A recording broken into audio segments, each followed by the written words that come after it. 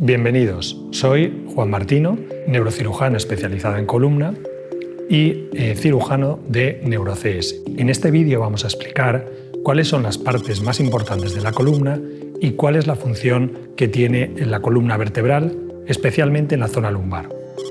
Por un lado están estos cuadrados que se ven de color más gris y son los cuerpos vertebrales. Entre cuerpo y cuerpo vertebral vemos este otro tejido que es el disco intervertebral. El disco intervertebral es como una almohadilla que hay entre vértebra y vértebra. Y el disco tiene fundamentalmente dos partes.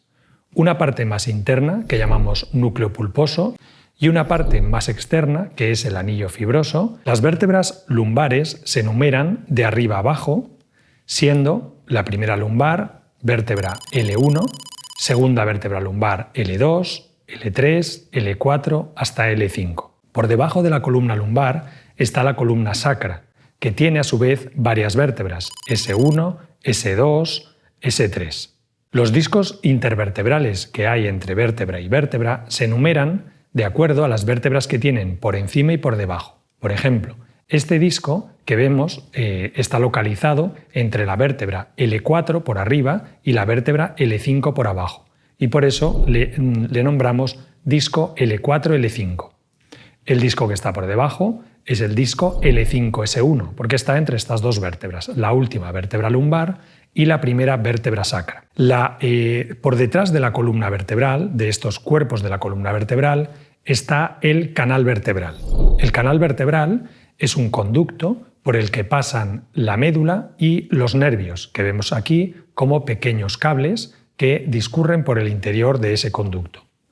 Esos nervios están rodeados de un líquido que se ve de color blanco en la resonancia, y es esta imagen blanca que se ve por aquí fuera, y este líquido tiene la función de proteger los nervios cuando hay un movimiento en la columna para evitar que los huesos y los ligamentos puedan entrar en contacto con el nervio y dañarlo. Los nervios son muy sensibles, por eso tienen que tener esta protección de líquido. Entonces, hasta aquí hemos revisado cuáles son las partes más importantes de la columna lumbar y ahora vamos a explicar cuál es el funcionamiento de la columna lumbar. Para entender la columna lumbar, cómo funciona, es interesante buscar un símil con una rueda de un coche. Aquí vemos esta rueda de un vehículo y vemos que la rueda tiene de forma simplificada dos partes. La parte que rueda es esta de aquí y es la que genera el movimiento. Y después está una segunda parte que es el amortiguador. El amortiguador tiene la función de evitar que los impactos y las presiones se transmitan desde la rueda al vehículo. Del mismo modo podemos hacer este símil con el esqueleto humano. Básicamente tendríamos por un lado las piernas, corresponderían a la rueda, es decir, son las que generan el movimiento en el cuerpo, en el esqueleto, y por otro lado estarían los amortiguadores, que son los discos que hay entre vértebra y vértebra. Y lo que hacen, su función, es evitar que se transmitan los impactos desde las piernas al moverse o al caminar al esqueleto. De esta manera podemos representarlo como esto una vértebra y esto la vértebra que está por debajo. Y entre una y otra podemos ver el disco intervertebral como ese muelle o ese amortiguador. Cuando no hay ninguna carga en la columna, entonces el muelle está relajado, está sin tensión.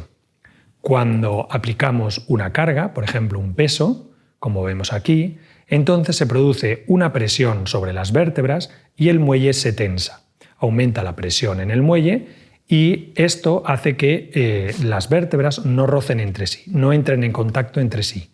Y además permite este muelle que los movimientos de la columna sean suaves. Cuando la carga desaparece, el muelle se vuelve a relajar. Muchas gracias por la atención. Os invitamos a ver otros vídeos de nuestra serie en la que explicamos otros conceptos de la anatomía de la columna, por ejemplo en la zona cervical, y además explicamos otras muchas patologías de toda la columna, cervical, dorsal y lumbar.